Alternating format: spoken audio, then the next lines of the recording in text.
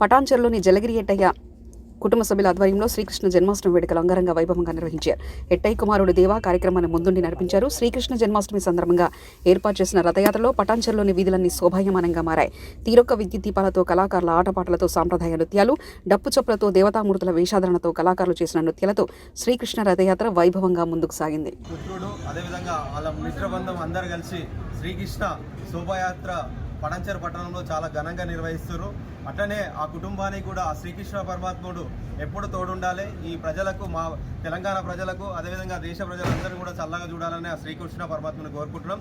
అట్లనే రాష్ట్రంలో కూడా, తెలంగాణలో కూడా ఈరోజు కాంగ్రెస్ ప్రభుత్వం ఉంది. ముఖ్యమంత్రికి కూడా ఆ శ్రీకృష్ణుని కృప, దయ ఎప్పటికి ఉండాలి. ఎందుకంటే ఒక మంచి నిర్ణయం తీసుకుంటూ హైడ్రా చూస్తున్నారు. ఈరోజు హైడ్రా వల్ల ప్రజలందరూ కూడా రేవంత్ అన్న పక్షాన ఉన్నారు. అట్లనే మంచి మంచి కార్యక్రమాలు ఇంకా ముందు అన్ని తీసుకొస్తాం. హైడ్రా కూడా చాలా మంచి సక్సెస్ అవుతుంది. అదేవిధంగా హైడ్రా టీం వాళ్ళకి కూడా, రంగనాథ్ గారికి, అదేవిధంగా అందరికీ కూడా ఎప్పుడు ప్రజలు మీకు తోడుంటాం. తెలంగాణ ప్రభుత్వం అట్లనే పనిచేస్తుంది. ఎలాంటి పక్షపాతం లేకుండా అందరినీ సమానంగా చూస్తాం.